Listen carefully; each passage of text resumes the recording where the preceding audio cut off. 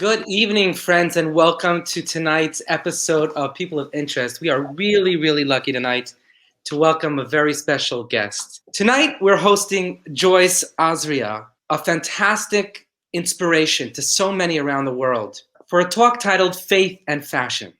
As the eldest of the fashion guru Max Azria, Joyce inherited her father's sharp entrepreneurial spirit, creative flair, and a strong sense of ambition. Joyce prides herself on being a grounding role model for the millennial customers that she knows inside and out. And I must tell you, friends, that Joyce these days is inundated by requests to give talks to Jewish communities around the world. And we are so lucky, privileged, in fact, to have secured some of her precious time tonight. And so I'd like to invite you all to give her a very warm welcome. Thank you so much, Joyce, for taking the time and making the effort to be with us today. And without further ado, Joyce. Thank you. Thank you so much. So first of all, it's an absolute privilege. Rabbi Mendel, I'm a huge fan of yours. My father once taught me something very cute. The iPhone was coming out and everybody's crazed about the iPhone and the iPhone and the iPhone. And my dad said to me, you know what? iPhone, this phone, that phone. The one thing is, you have a phone, pick it up. So when Rabbi Mendel called me, and it's so true, I've come across so many executives who don't take the time to pick up their phone. If you have a phone, it's to connect with people. And I surely was overwhelmed with gratitude to receive the call, because speaking is something that is a part of who I am. And it's unbelievable, the opportunity to speak on platforms like these to people around the world and share in some of my knowledge, in some of my funny anecdotes, and the journey that I've been through in really merging and integrating godliness into my life, and from migrating from a completely materialistic life to a really spiritual and meaningful one, in a journey that I call Chanel to Chabad. And so this evening, one of the things that I wanted to do before we just kind of get into the talk is to think about something to kind of put us in a place of active listening. And so if I can say a phrase and everybody can just connect to the phrase, I think it will set a good intention for what we'll do this evening. So the phrase is, I am not who I was yesterday. I am not who I am today. It is who I will be tomorrow that is who I am. When I say this, I mean that we all come from a journey. We all come with struggles. We all come with situations that we are sometimes caught in, that we think that this is our reality. And our real reality starts tomorrow. Our real reality starts in a vision of where we want our life to go and really achieving a path to get there. My dad would always say that, like, everything starts with a vision. And it's really true. I don't know if any of you are in the creative space, but you know, I started a new business actually in the last few weeks. And I said to some of the partners that I'm bringing on, I said, if I told you that I was going to take this pill and put it inside of the earth, and that in 6 years, when you drive by, you would see a 40-story building, would you believe me? And they're like, Joyce, you're holding like an antibiotic. You think by putting an antibiotic in the earth, we're going to drive by in 6 years, there's going to be a 40-story building? I like to think so. And some people in the room say, oh, well, you know, it kind of reminds me of another concept, which is if I put a seed in the ground and then 6 years later I drive by and there's a tree. And I can quickly identify who's the visionary, who's the executor. But I use this trick because if you don't have the vision, then you really can't lead yourself and your army of astronomical thinkers to the moon. And so by creating this vision, we can start to bring ourselves into who we want to be tomorrow. And Judaism is all about growth and challenging ourselves and not saying I'm stuck here with my limitations and everything that I've come with and you don't know my story. And you know what? It's probably not the first and it's probably not the last of every story that we all have. So mine is probably, something you may have heard before. I was born the eldest daughter in a family of 6 kids.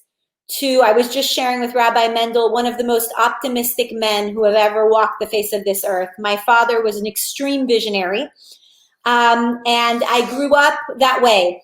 I grew up where I would wake up in the morning and my dad was singing and already like doing and moving through the day. And I would say, Dad, I had this dream and there was an artist and there was a piece of art and the woman stole it and then she went to live in the boat and then they were escaping and the stepmother, and I would tell these stories. And my father quickly would say, yeah, let's call Harvey Weinstein and this guy and this girl and we're going to make the movie. And nothing was ever too big. Nothing was ever crazy. Everything was a possibility. It was all in front of us. We just had to go envision it and do the work and get there. And so growing up in this way, I grew up, obviously my father had taken all of these visions to such a level. He was standing on a portfolio of 30 women's wear brands, a multi-billion-dollar corporation.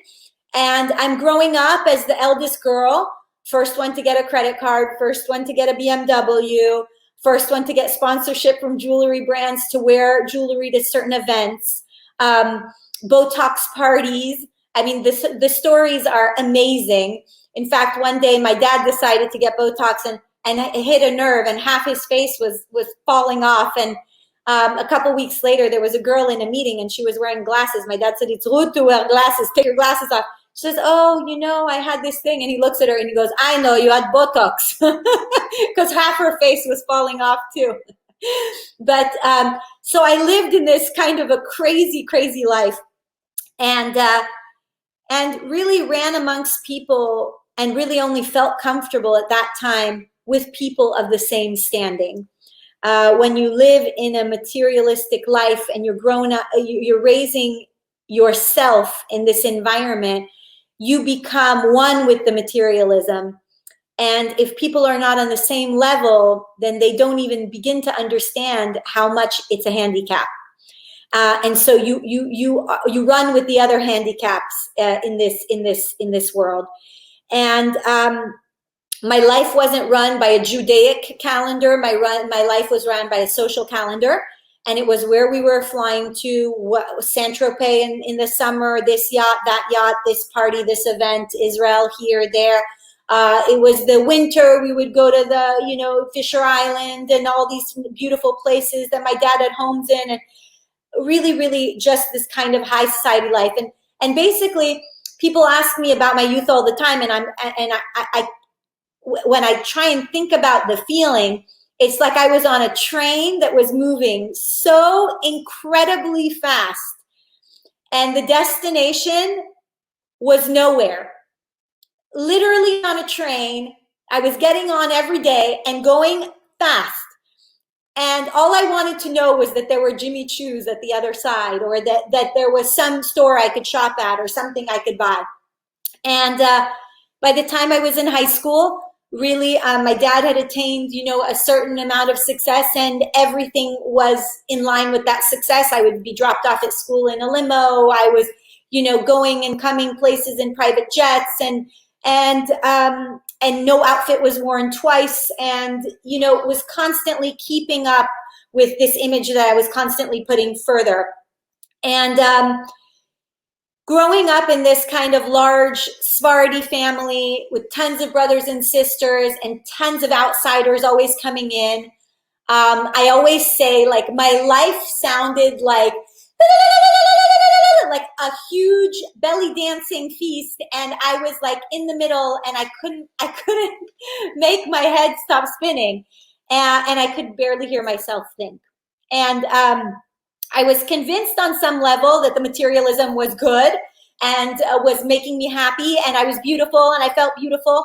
but inside I was very crippled in the sense that I battled depression, I battled anxiety, and I was young to understand really to what level it was happening. But when I reached, kind of later in my teen years, when I was 16, 17, 18, 19, I started to know that there were things that were really wrong. I couldn't drive. I couldn't leave home. I couldn't be in a public place, not be in a public place. I was in so many situations where, paparazzi were pushing or doing or shoving, and I was scared to leave places and go places. And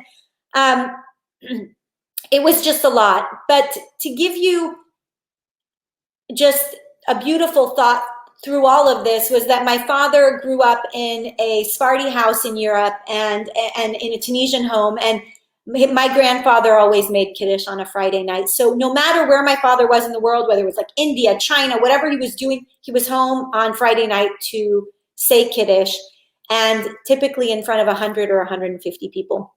And it was Katy Perry and Beyonce and Lenny Kravitz and Nicole Richie and Paris Hilton. Anybody you can think of in LA, whether it was a governor, anybody was at my dad's Shabbos table at some point. I would literally go out places and be like, oh, I was at your dad's house. Oh, my producer went to your dad's house. Oh. And it was really known as this epic party.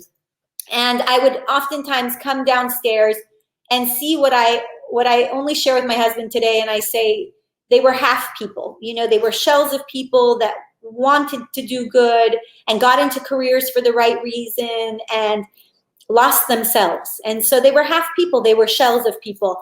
And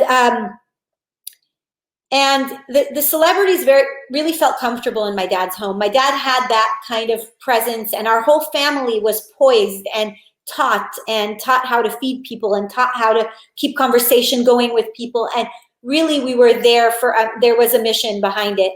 And my dad would say, like, nobody should be hungry on Shabbos. No, everybody should have a place to go to listen to Kiddush. And he would put kippahs on everybody and have so much fun. And it was really, really special. But living in the house where everybody was getting help lived a girl who needed a lot of help. And to just share with you how embedded these celebrities were and how much they felt at home, we would literally receive gifts to the home for their own comfort. So if somebody liked this couch or that chair, and they would send it. If somebody wanted ice, once I opened the door to a guy with an ice maker, but I hadn't ordered it because this celebrity wanted this ice with his drink on Shabbat. And so people really, really felt at home, but you can imagine how the walls also felt transparent in the sense that everybody just kept revolving in and out of there. And for the people that lived there, it was a different experience. And I knew I was disconnected. I knew I had some issues. And as I grew a little bit older, I saw that the issues got deeper and darker, and I sought a lot of help. And I always compare myself in this story that there was a huge earthquake in Los Angeles called the Northridge earthquake. And my dad was watching the coverage in the living room. And I was like zooming down the stairs, and I looked at the screen. I caught like a glimpse at the screen. And I saw California, and I saw this like fault line down the middle. And I had this like aha moment, this moment of brilliance where I was like, I can't wait to tell my therapist, I'm California. I'm beautiful and sunny and the palm trees and everything. But inside, I'm so broken. I lived in a house where my dad was the king, and we all ran around doing whatever it is that he needed. And I had such a relationship with him where really anything he'd tell me to do, I would do. And at that age, it's such a formative age, and you're beginning to learn about yourself. My dad once sat me down and said, okay, it's time to write a resume. It's time for you to get married. I think I was like 16 or 17 years old. And I was like, okay, so I'm like writing, and I'm 5'2", and I weigh 100 pounds, and I'm blonde, blue eyes, and I'm writing a resume. No resume with substance, no resume about who I was inside. The resume, I can cook, I can this, I can that. And my dad had this resume delivered to all of these young eligible bachelors. And one day in my 20s, I'm sitting at an event, and this guy's like staring at me. And I'm looking at this guy, I'm like, what is he staring at? And he comes over to me and he's like, could it be that in my parents' home, I have your resume? And we all start blurting into laughter. And it was just this house, this family. It was like kooky and you know, we loved each other, but it's like a lot of craziness. And at 19 years old, I decide to really seek out help. I start really trying. And this means that in my book of things I would do every day, most of my day was dedicated to my emotional healing. So I would go to the gym because of the endorphins, and I would eat certain foods because I wanted to make sure I was digesting properly and feeling good. And I would go to everybody's shaman and their therapist and their psychiatrist and their psychopharmacologist. And I would go to acupuncture and acupressure and reflexology and massaging and healing and energy work. And my entire day was consumed with trying to fill the gap, fill the void, feel better, feel normal. And on most days, I woke up and it's Monday. It's still Monday. I'm still sick. I still don't feel well. I'm still needing 800 pairs of shoes in a month to satiate something that's still not filling up. And I'm trying and I'm going to this therapist and I'm crying and I'm telling my story and I'm not telling my story and I'm vowing the silence. And I tried all the trends and all the fads and all the people and all the help. And my life is still like, so I can't stop. And I really couldn't hear myself. And one of the moments that I really hit rock bottom, my dad had said, look, we're all tired. We need a break. We're going to Saint-Tropez. We're doing a trip. We're going to get all of our family, this yacht. And he's talking about this yacht for like a week. Okay. And meanwhile, I can't even think, well, I'm too nervous to pack. Well, maybe I can get my housekeepers to pack. But then how do I bring my hairdresser? But what my hair gets frizzy. But who's going to do my nails when I'm there? And then which car are we taking? But you know, I hate this car. No, Dad, I don't like to take the limousine because I feel claustrophobic. No, because when we take the Cadillac Escalade, it has dark things and my eyes. Then I get depressed. And but then when I get on the plane, am I going to feel anxious? And then where are we landing, into what airport? And then if I'm on the boat, am I going to be nervous when I'm on the boat? Then I want to get off the boat. But then if I'm off the boat, then everybody's on the boat. Then I'm scared to stay alone. And this is every day, every minute, planning, doing, comforting me so I can just show up. So we get to the boat and it's beautiful and I make it. Who knows how many pills had to go down the hatch for me to make it there.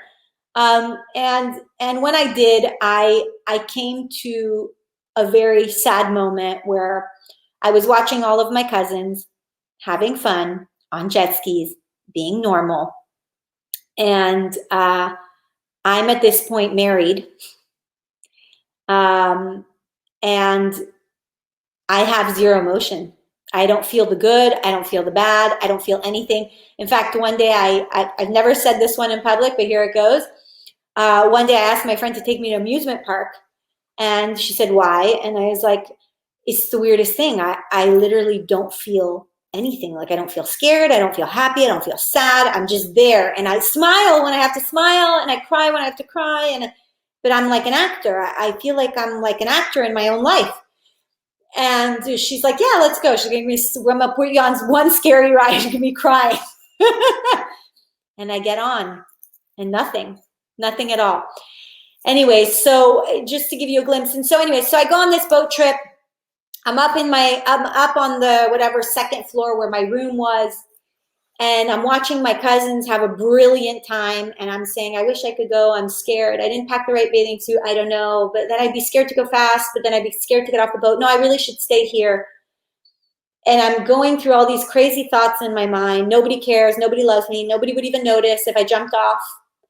And in a split second, I decide that the solution is to just put myself out of the misery. Just jump off the boat. Nobody's going to miss me. Nobody's going to care. Because I don't miss me. Because there's nothing to miss. Because there's nobody in there. Because no matter what the heck is happening, I still don't feel it. And so that's what I did. very carelessly wearing way too much jewelry and a very expensive gown. I jump off the side of the boat, and from a very high height, when you jump into the ocean, you go very, very deep, especially at sunset when it's not so bright and clear. And I topple over below the water, and I realized I had done a very bad thing, but there wasn't a going back. In the ocean, you don't know which way is up when you're that low. And so I gave up, and I began to relax, and I was choking, and I could feel like I couldn't breathe, and I just kind of gave up. And I remember in that exact moment, my body started to kind of float up a little bit. And I realized, oh, if I'm floating up, so there's up. And I swam and I swam and I swam, and I got up and I'm vomiting and I'm coming up from the ocean and I'm so sick and terrified. And there's my family. Woo! Yeah!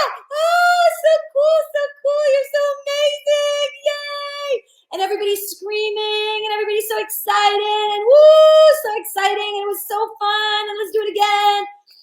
And I couldn't stand on my own two legs for a good couple months after that. I was so aware. I was so aware of how much I didn't want to be there anymore, and so aware that I could have passed away, and so aware. But it still didn't create any change. It was just one more story of how sad I was. It was one more story to add to the stories. And a good girlfriend of mine from childhood, she looked at me and she said to me, it's amazing. You know, I hadn't seen her in a long time. And she's like, it's amazing. What are you doing for work? And I said to her that I was, running. I just started running this huge brand and all this stuff. And she's like, your story sounds so exhausting. So exhausting. And I was like, yeah, I know. And I do this outwardly, but inside, like, nada. Nothing's there. And she said to me, have you ever tried to talk to a rabbi? And literally she said rabbi, and I felt air. I felt like I could breathe. I felt like something, and I truly believe that when we have a problem, when we want so much to have the solution and we're prepared for the solution, there's a part of us that's very open. And talking to a rabbi seemed like the most level-headed thing I could do after walking with snakes. Literally, a woman told me, if you walk with snakes and do this dance or whatever, you walk with the snakes barefoot in some mountain in Malibu, you're going to feel better. And I did it. Except all I realized was that I was a huge idiot and I could have been really hurt. But at the time, it was anything for the help. You could have sold me anything. And here I was with a very simple, concrete idea. Go see a rabbi, go talk to somebody. And so I did, because it was the least scary thing I had done. And so I went to speak to a rabbi, and led me to another rabbi, and we began conversations. And I wasn't paying these people, and they were giving me of their time. And when I was hungry, their wife would make me food. And something was happening inside of me at all of these talks where I was in peace. And it was sustained peace. And these conversations with so much wisdom and bringing in something that I had never considered could do the healing, right? Because it's supposed to be magical. But it wasn't. It was about the work. It was about connecting to myself, connecting to this infinite source. And that's what I did. I connected inwardly. I connected up. And at the time, I was married now with a child. I don't want to go through my pregnancy with you. The amount of healers that I had to have in those 9 months. Wow. I think an executive salary went straight to the healers. And here I was, the mother of a 3-year-old, and I wanted to keep Shabbat because this rabbi told me after a lot of digging, he said, you are always going and doing and creating and making and doing and showing and going. When do you stop? I used to answer when I'm dead, I'll stop, but it wasn't in my DNA to stop. And so if I was always actively creating, then when was I having a time to reflect? When was I having a time to listen? When was I having a time to create the vision? So it seemed doable. After walking with snakes, keeping Shabbat is like down here. You know? So I make a beautiful dinner and I go. And I say, okay, I'm going to light these candles. Now, where's the healing? We'll see. And I did. And I basically, I lit these candles. And for the very first time, something happened and I can't explain it. To put it in a non-spiritual sense, when you work out and you feel amazing after not working out for months, you say to yourself, why don't I work out? I feel so amazing when I work out. I'm so upset at myself. I can't wake up 30 minutes earlier and do this every day. And when you're outside and you're smelling the air and you're looking at the trees and you're walking and you're feeling your day is just flowing. This was what it was. It was like I took on a spiritual commitment and I was loyal to it.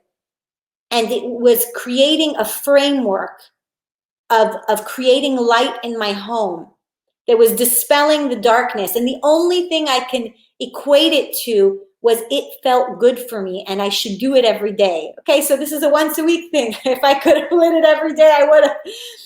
And in this moment, I start to notice, oh, who are you, little kid? Oh, you're my baby. I never noticed this beauty mark. Oh, I never noticed that you have a problem playing with other kids. Oh, I never noticed that this and that. And I start becoming aware. I start to have guilt, a good guilt, a healthy guilt, the guilt that tells you, go, shake it up. Shake it up. This is not the right way. This is the right way. And I have this amazing meal that was prepared before, so I'm not running and doing and going and grabbing and going. And I'm just in it with myself. And I'm having ideas and I'm having thoughts. And from the very first Shabbat, I looked at my son and I was in the middle of applying him to a crazy school in LA. I did not even go to visit the school and see if it was the right school for my kid. But the thing is, it was hard to get in. And the thing is that I'm connected. So I can get him in. And it was more about getting him in than even thinking, is this the right place for my kids? Is this the right place for my future family? I had no forward vision because I was always running just to get there. And I'm realizing that I want to build this child in the image of all these discoveries that I'm making about myself, build a child who's well-adjusted, build a child who's connected to this infinite goodness that I'm starting to feel and integrate. And it started like this.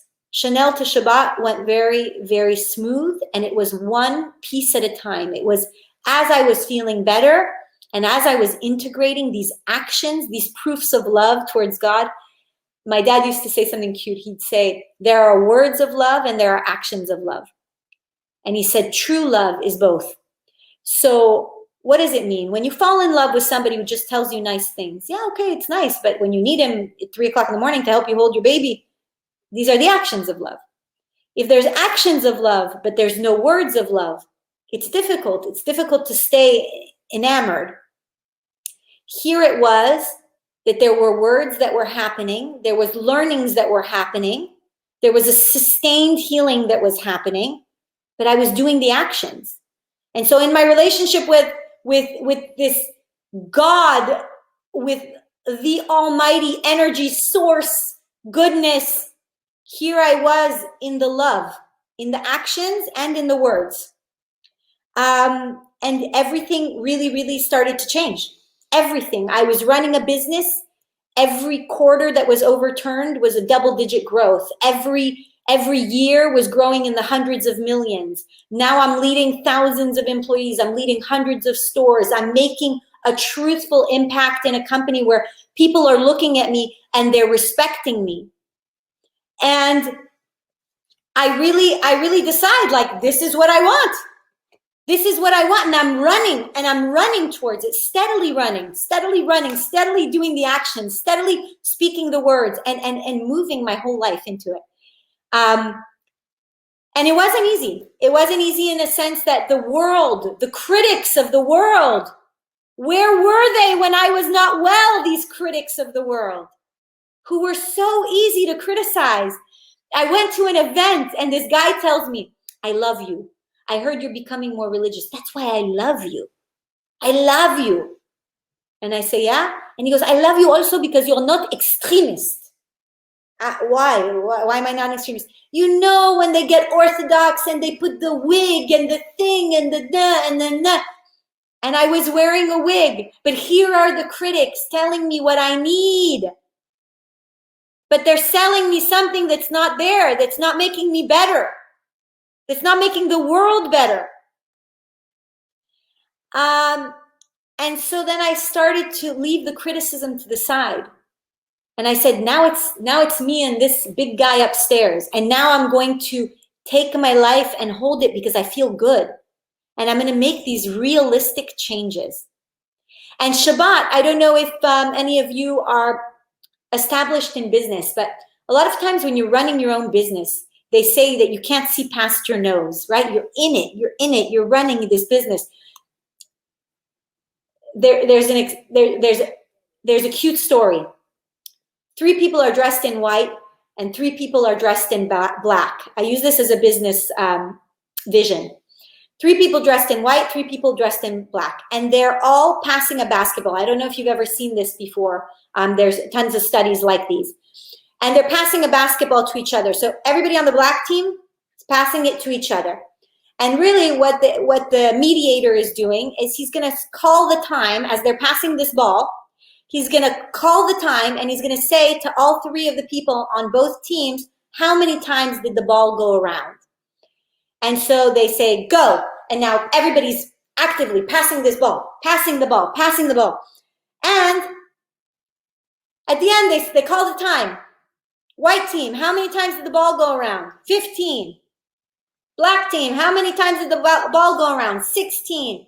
Okay, the answer was 16. This team was right. But did you guys see the gorilla? All 6 people on both teams. What are you talking about? You didn't see the gorilla doing the moonwalk? Nobody has any idea what anybody's talking about. And they rewind the video footage of everybody passing this basketball. And there is a guy dressed as a gorilla coming, doing the moonwalk, dancing amongst these people passing the ball. And nobody sees it because everybody's passing the ball. So in business, it's the same thing. When you're running a business, but you're running in the business, you can't see past your nose. And so we have to sometimes come out of a situation in order to look down at it and analyze, does this work for me? Is this good? Is this going to grow? What do the competitors look like? And this was one of the foundational steps for me in Shabbat, was basically I was running in this triangle and I was running and I'm passing the ball and I'm missing the gorilla. And here I was, a new person, able to come out, look down, and that's what I started to do in everything, in my family unit, which wasn't working, and I'm staying and I'm running in it, in my marriage with my child, not working, but I'm running. In my work, I'm running.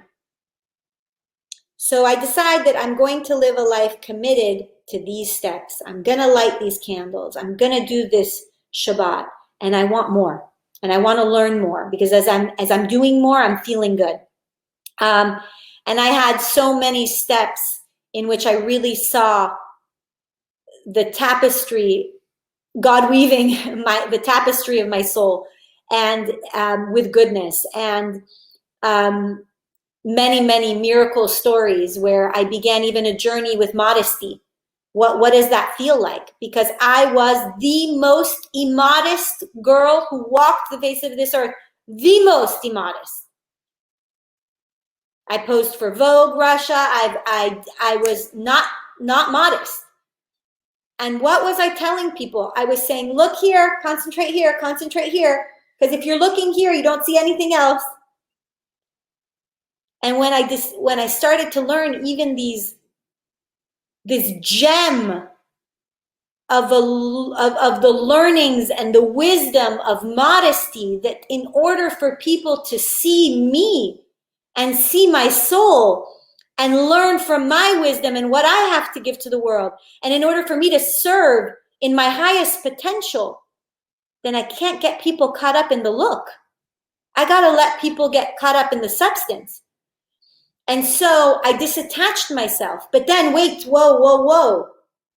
Here I am, just appointed, 30 years old, creative director of a $500 million brand that is geared towards the millennials. And now I'm going to dress like the Amish. Yes. Okay. Because I need it.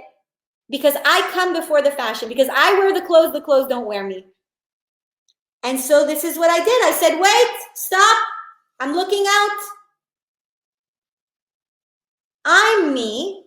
Fashion is an expression of me, an extension of me. Fashion is also a business that I operate, but I'm here. And here's the business. And here's my wardrobe. And this is me. And in order for people to see the truth, they have to see me. And then, like my husband says, then the lion, then I'm a lion. Then the lion comes out. And I start meeting with the biggest executives of the biggest companies. And I go with confidence. And I drive there myself. And I go and I'm not scared when I'm sitting in a room with them. And I'm giving my thoughts. And I'm growing my business. And I'm changing the world. I am changing the world because I am living in my potential.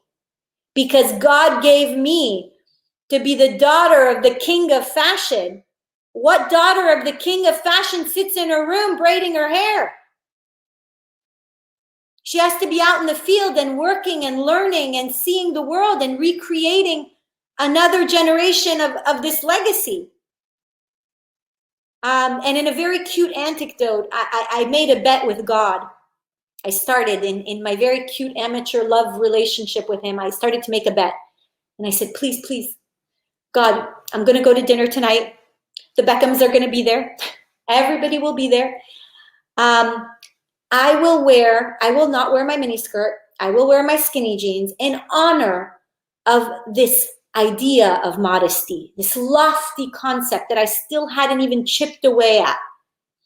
And I wear these skinny jeans to a restaurant. And to make a very, very, very long story short, in the end of the dinner, I'm sitting at the middle of a booth. My girlfriends are on the right and left, the Beckhams, all these fun people at this amazing restaurant. And they come out with a Japanese tea kettle, two guys holding it with a towel, put it on the table. And in a big ceramic pot, all this boiling water. And who knows how this entire pot spills over on my legs. And I'm burning as it's coming down at me. And my girlfriends are, ah! And this one, ah! And not moving. And I'm burning. And I run to the back of the restaurant and I'm wearing a tablecloth. And I look at my legs and they're filled with welts and burn and purple. And I scream to my friend, call my acupuncturist. And they call my acupuncturist and she said, okay, honey, what I want you to do, I want you to ask them for honey. I want you to take the honey. I want you to put it all over your legs. I want you to go back in your mind and take the pot off the table and imagine the water coming out of your legs. And she's telling me this story.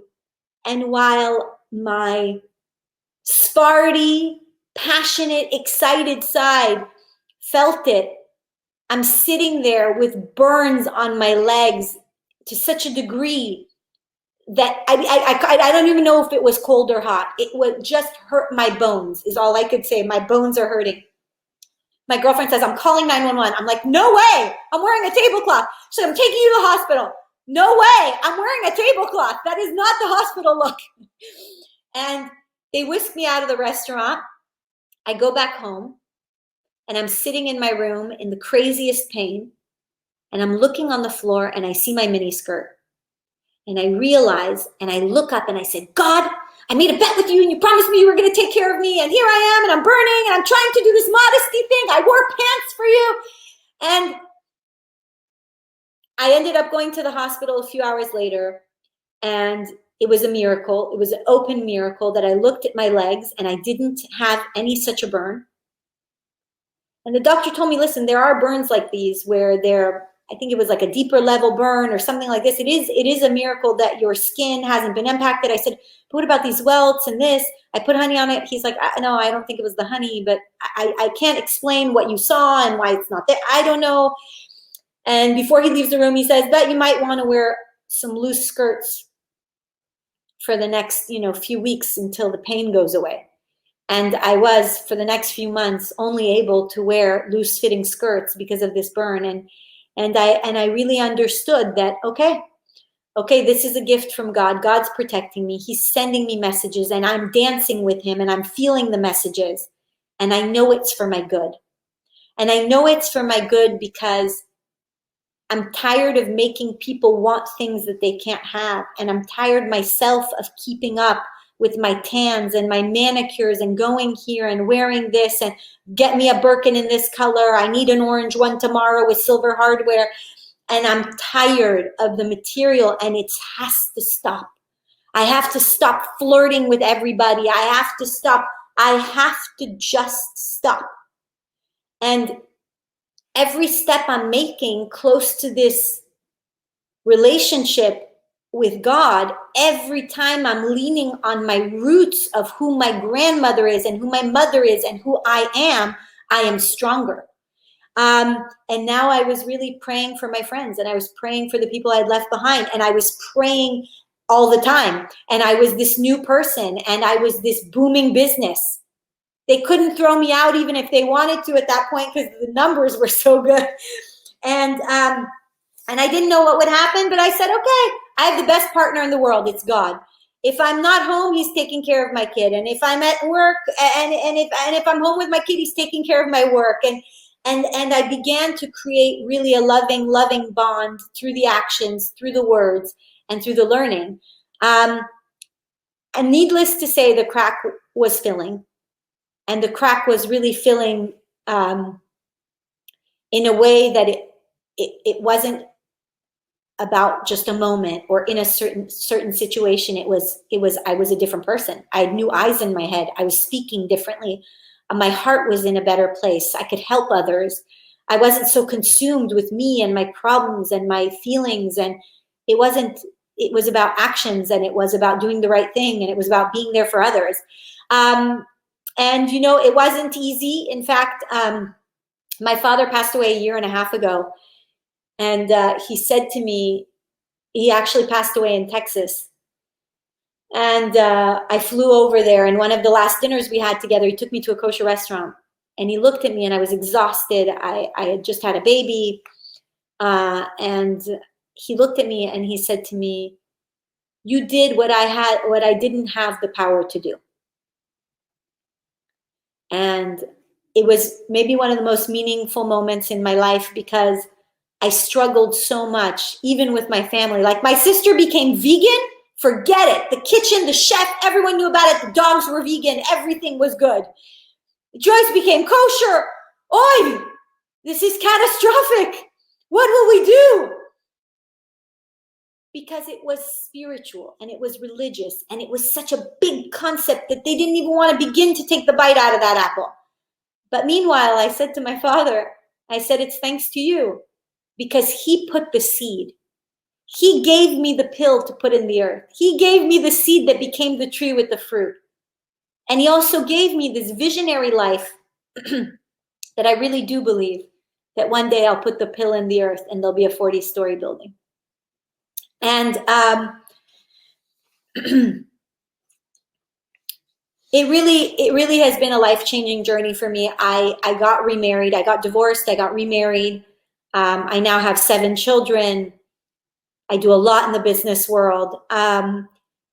and I'm not an extremist. I'm an integrated, healthy, happy person. And it's funny, I moved into this community 6 months ago in Florida. I brought my whole family across the country to move to Florida.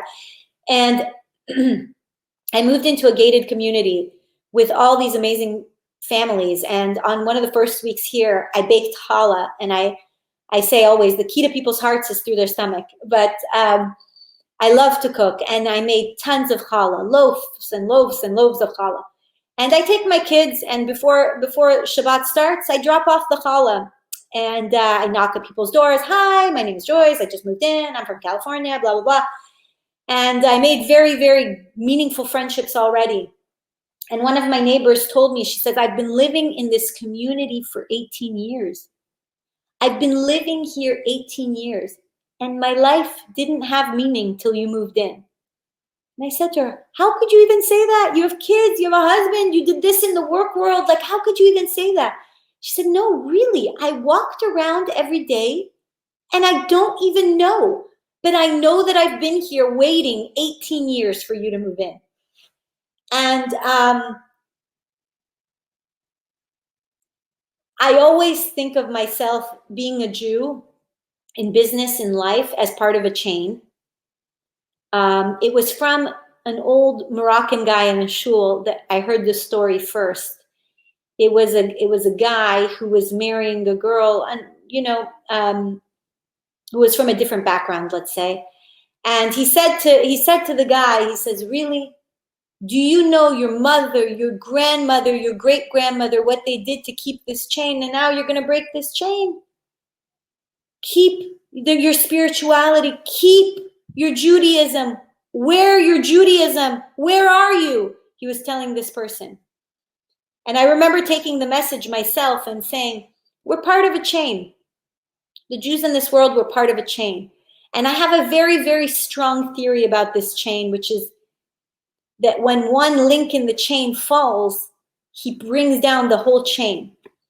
And when one link in the chain is strengthened and they're feeling good and they're feeling the healing and they're giving back in the chain, then the whole chain is lifted up. And I saw this experience. I also saw this with my eyes as a non-religious Jewish girl growing up. I went to a wedding in Israel. It was the wedding of a very well-to-do person. And I remember I had picked out these crazy outfits, and I had the best, whatever looking everything for those events. Because there was the wedding, the henna, the Shabbos, the this dinner, the that dinner. And I remember that there was this girl who would walk into the room, and she was the most stunning girl. And every event, her hair looked a little different. Every event, she would sit at the table like this while everybody was going dancing and crazy, and she would sit very upright. And her husband was doting, like he would bring her things, and her kids would run around her, and she would sit there like literally a queen. And I was gossiping with my friends, and I was dancing and this and having a good time. And I remember bouncing from right to left, and this girl was like an arrow. And I remember one of the parties was an event on the beach, and she kept outdoing me this one. She would come, I had this crazy look from a runway show on, and she would come with a better dress and a better hat and a better thing. And we went to a beach event, and I remember she was covered from head to toe. And I'm thinking to myself, what's this girl coming to the beach covered from head to toe? It's a beach event. I'm wearing body chains. Like, this is a beach event. And somebody told me, oh no, she's a religious girl. And I understood the link in the chain. I couldn't be near her if I wasn't on my best behavior. I couldn't be near her if I was sitting in my truest potential. And, I play this game sometimes at my Shabbat table. I say, what gift did God give you that he only gave to you? It's still amazing to me that nobody in this world is me, and that nobody in this world is you. But we all know inside of us why we're here. We all know what we have that we must contribute. it's like those sand machines, you turn them around, you see the time is ticking. This is life. But it's not just like that. It's not just the sand is dropping. It's that the sand is dropping, and every moment you're a moment closer to having to start over. And every moment is a moment that you can go and you can make it thick, and you can fill it with why you're here. I just started to draw last year, and now I draw maybe once or twice a week. And am I a big artist? No. Am I going to go and paint something incredible? No. But I say to myself, besides raising 7 children, besides my responsibilities in the workplace, besides all of those things, God gave me a gift. And if I don't draw, it's a big dishonor, because I know how to draw. And if I don't go connect and knock on people's doors, this is my gift. So stay in my house with my perfect family and my perfect kids and share nothing with nobody. Who am I in the link? So, and a lot of times when I say this link theory, and I speak sometimes in front of high school girls, and it's very clear how they're thinking when I'm speaking in front of them. There's the ones that are rolling their eyes and they're looking down and they're upset at the world that you're in the room. And then there's the ones who are listening with intent, and they're there and they're taking mental notes, and they're going to go and they're going to rock the world when they're done. But you know which one is the leader in the room? For me, the leader in the room is this one. The one who's looking at me like she's about to punch me across the face. And I say, oh, here's the leader. Here's the leader. And she is so not practicing the gift. And you know what? She's always the one that tries to contact me after the event and tells me all the issues that she has. And I say, I always discover in the hours of the talks we have afterwards that these are the leaders. And it happened to me literally last week, where one of these girls in the room, she couldn't have been more dissatisfied that I was there talking to her. And in the end, she's the one who is trying to go to a hospital that she was hospitalized in as a child. And they label the name of the hospital, I believe it's Sick Kids is the name of the hospital. And she said when she would wear the bracelet that said Sick Kids as a child, she knew it was wrong, because she wasn't a sick kid. She was a kid on the road to recovery. And it brings such sadness to her, but she knows that she went through that to change the name of this hospital. And now we have a leader in the world who is running to change the words that disempower these kids from healing. And so the weak link in the chain is the first one. It's the one that's pulling the chain. It's being held only by the infinite. Anyways, at the end of all of these talks, I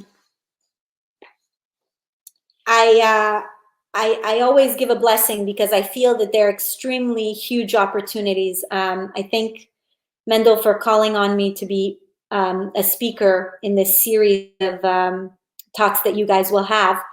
But I always do a blessing in the end of the talk, because I know that whatever you heard was meant for you to hear. And I know that many of the times I write a speech and I never look down because the words always flow from the heart. So I wish you all that you should be blessed with incredible strength.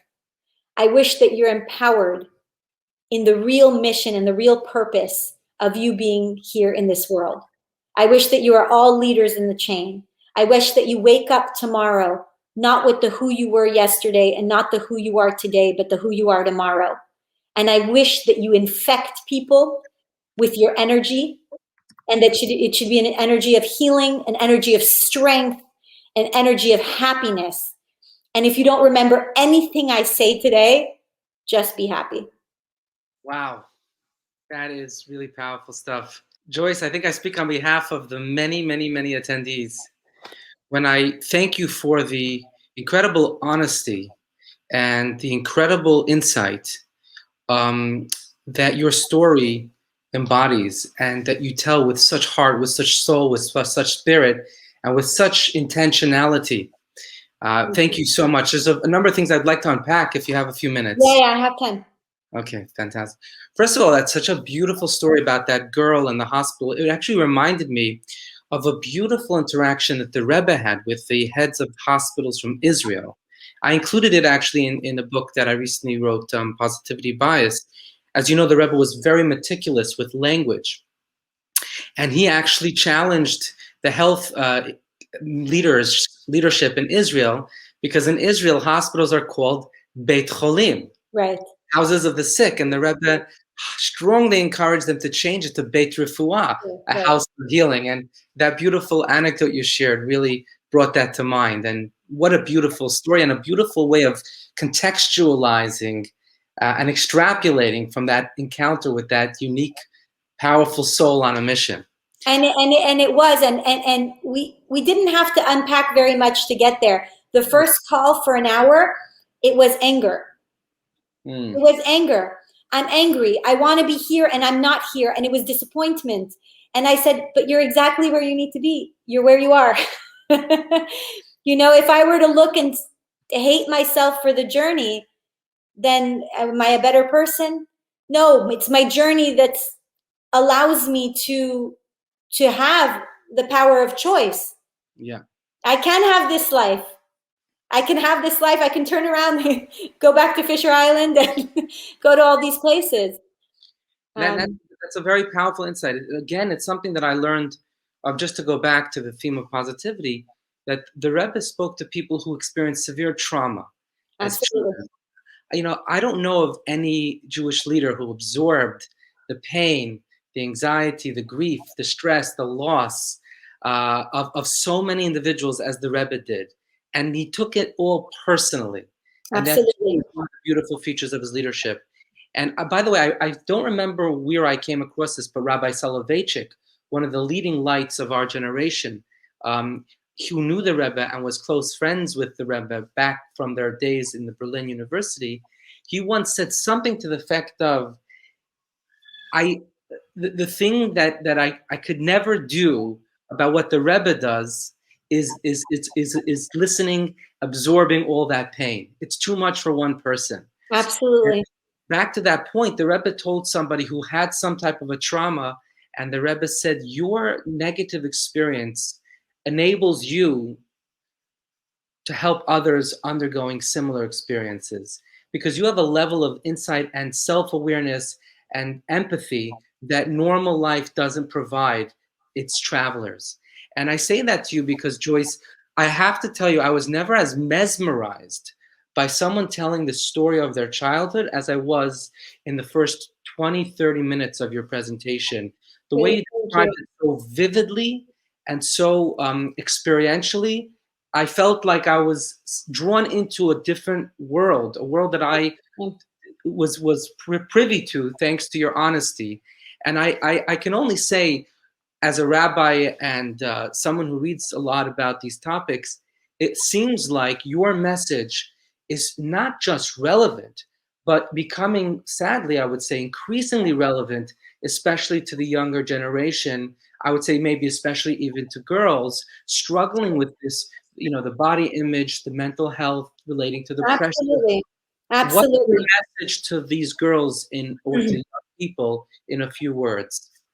So let me touch on the first point. Let me add to what you were saying about the Rebbe. The Rebbe had such a way of understanding the pain, but he also had a way of keeping it in context, in the sense that if you let the pain consume every waking hour, then it's painful. I used to sit in therapy. Sometimes I did 7 a.m. to 7 p.m. therapy. And you're constantly in the struggle. You're constantly in the negativity. And so what he was saying was, I hear you and I feel you and I'm connected to you and I'm crying with you. There's an amazing, amazing story of the, hold on, is it the Chafetz Chaim? Anyways, it was somebody who stopped keeping Shabbos, and he wept and wept and wept.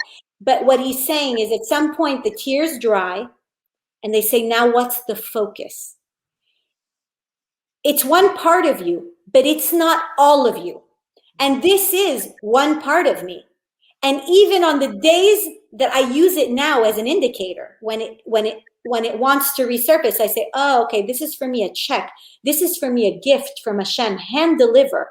That when I feel the anxiety, when I feel, so something needs to shift. But what the Rebbe always did was he created the focus on the potential. He didn't create the focus on the fault line. He created the potential is California. Don't look at the fault line. Don't look at the one earthquake. It was yesterday. And what I would say to young girls who are struggling with body image, with all of these things, a thing I tell a lot of girls is listen to your mother. But what I'm really saying is that a life with wisdom, when you learn and when you grow, I give girls this image sometimes when they tell me that they're terribly unhappy in their body. I say, let me tell you something. I'm going to teach you just because I'm older. In 10 years from now, you're going to be pregnant and you're not going to be as pretty. And you're going to be chubbier. And your hands are going to retain water. And your ankles are going to swell. And you'll have acne. And you'll look at a picture of yourself today and you'll say, I was really beautiful. And in 10 years from that pregnancy, 10 years after that, you'll get sunspots and your skin will become wrinkly. And you'll start to gain weight in your chest and you'll be pre-menopause. And you'll look at a picture of yourself when you were pregnant and you'll say, I was glowing.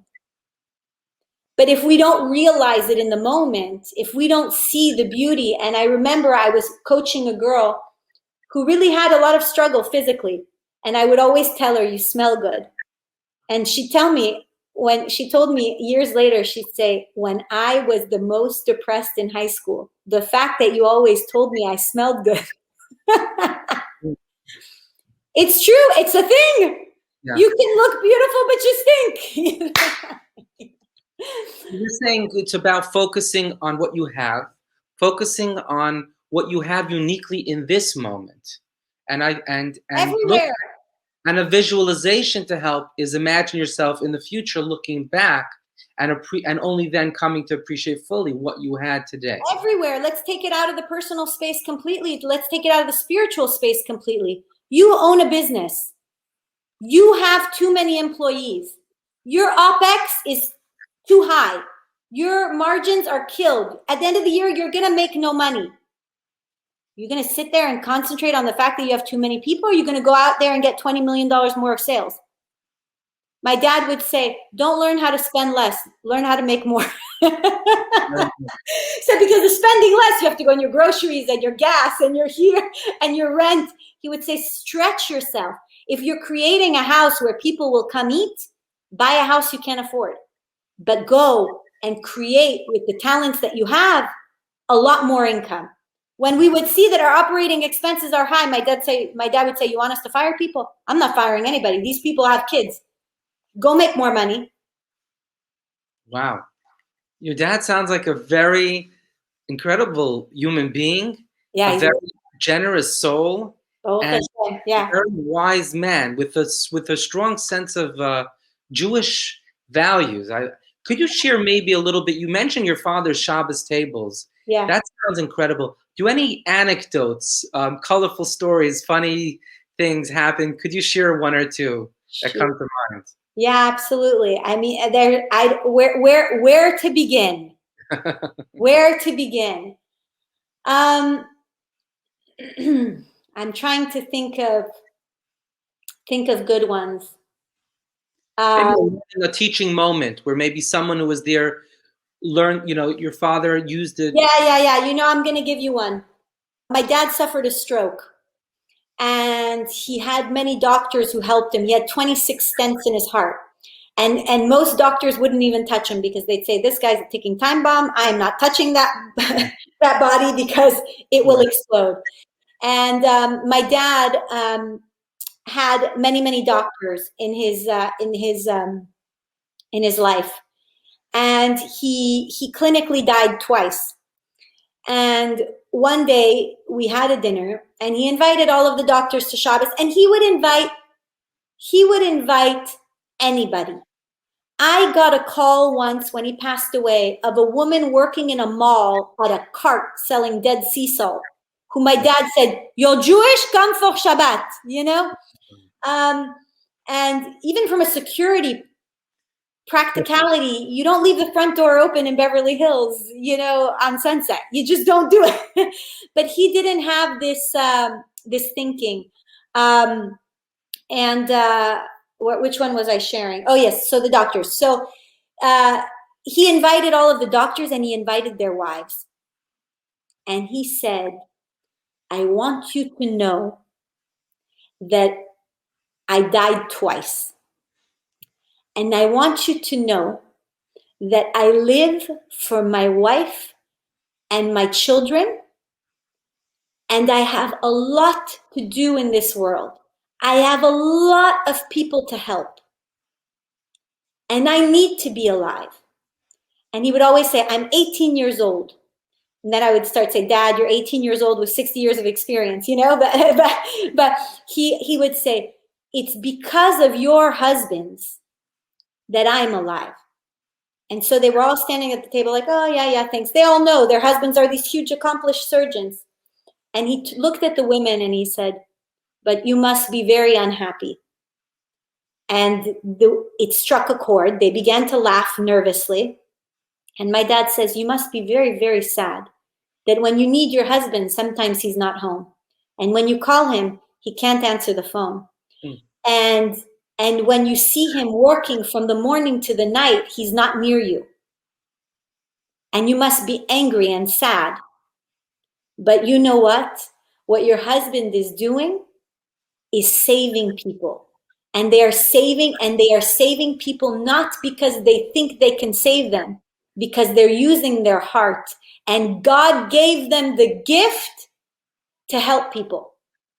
And so when you're sad and you're upset, you have to think of me, because I can't be here for my wife and my kids if your husband's not here." And for me,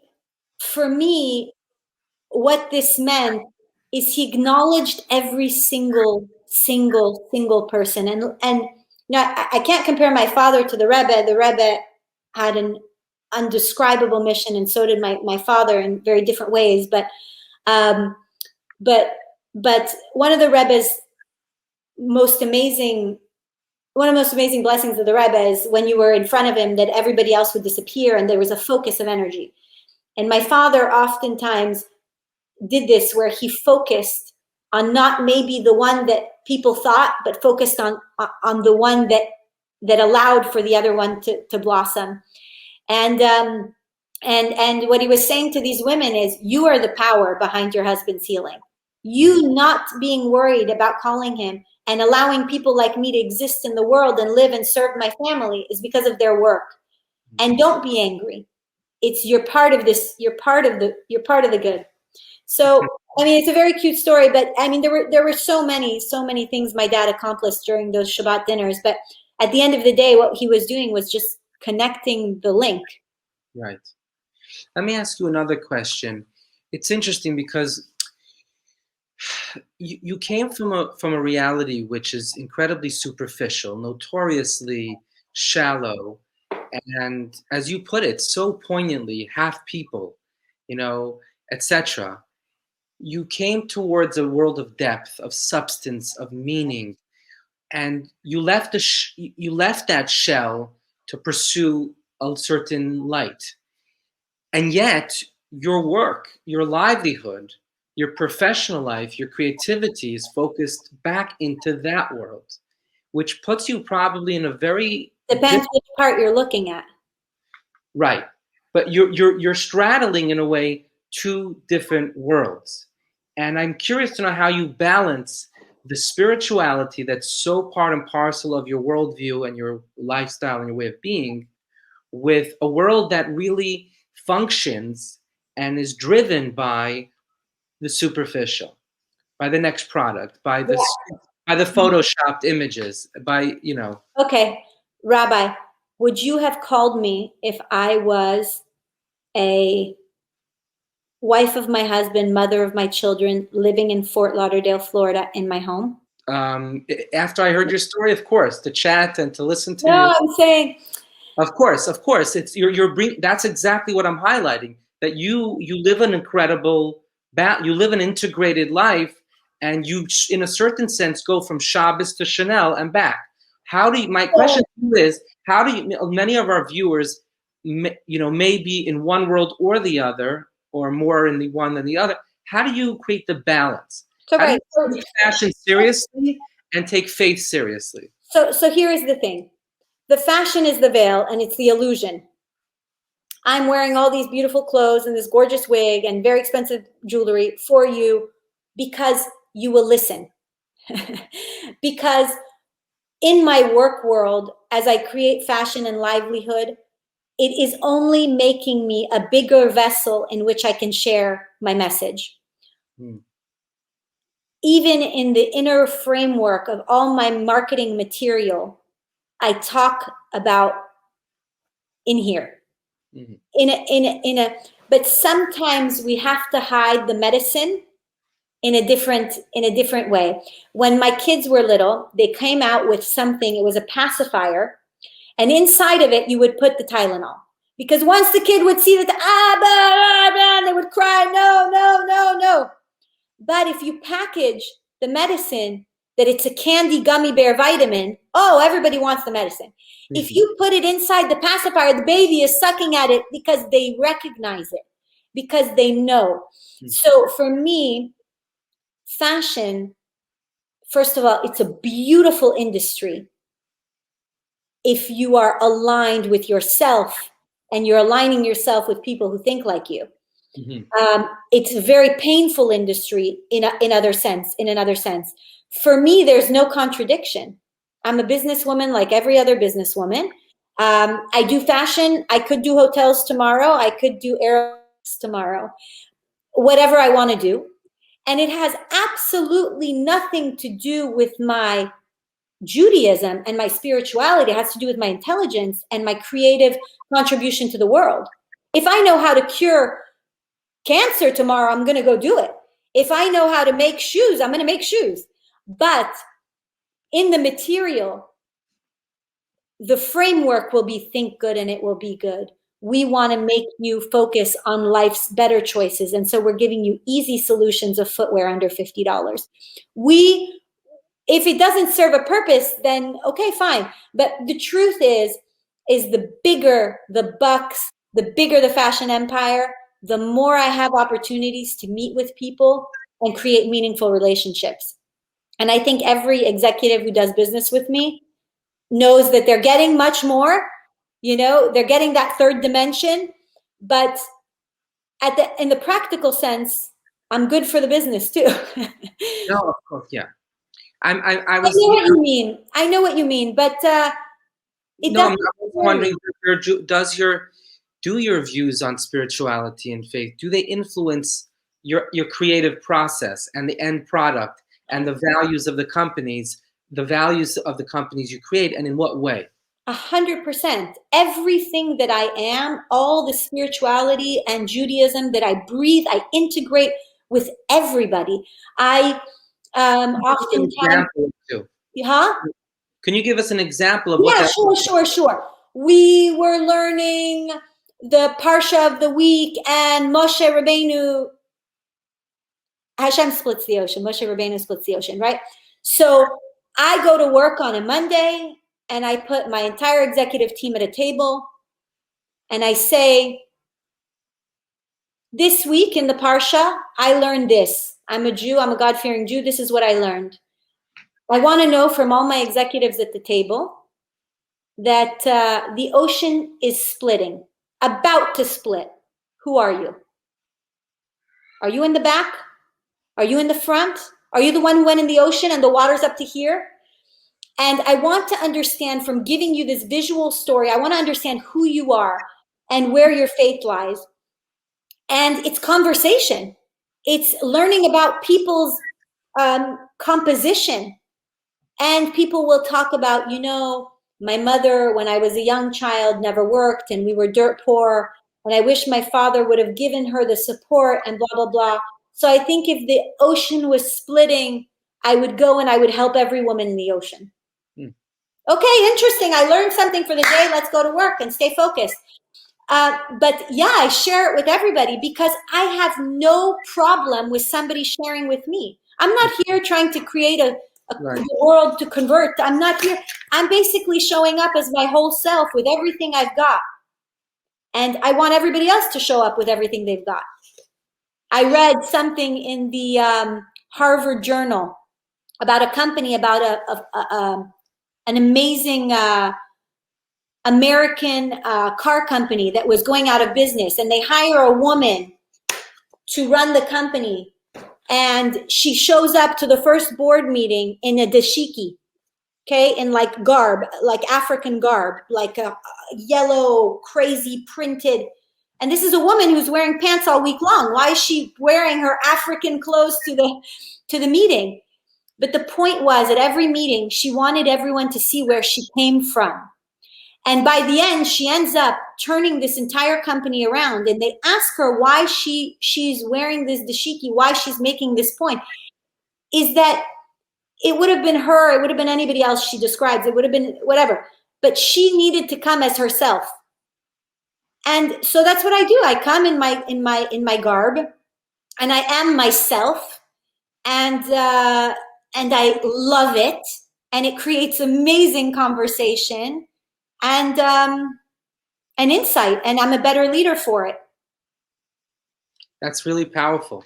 So you're leading by example first and foremost, and you're also teaching through conversation and the paradigms that you are interfacing with in real time from the Torah portion or the lessons, etc. Completely. And I'm not just teaching and preaching. I'm learning, because right. when I'm talking Torah, is that I want to hear the world. I want to hear what Hashem's other creations have to say. I want to hear what this person in my company thinks. I want to hear what this person thinks. I want to hear what a Jew thinks. I want to hear. I want to make us think. I want to challenge us to grow. And I want to challenge everybody to be better. And a lot of times I have employees that would come to me and say, when I started here, I was anorexic. I hadn't talked to my mom in 10 years. They tell you the craziest things. And now I want you to know I talk to my mother now, and I haven't, I had this issue now. Thank God I'm able to control it, and I'm not as worried. And you say, why is this girl coming to tell me all these things? What is it about?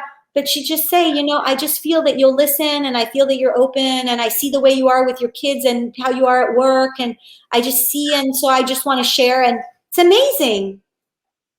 Amazing. It's extraordinary. It really is, because what you're saying is that when you live from within, when you live a life that's inside out rather than outside in, when you live from a place that's grounded right. and rooted in depth, it shines forth. It's visible, it's contagious, it's attractive, it's magnetic, it's an amazing power. It's a power. It's really it's aura v'simcha. It's light and happiness. Because if you believe in the conversation that we had before we started the call, before we started the conversation, right.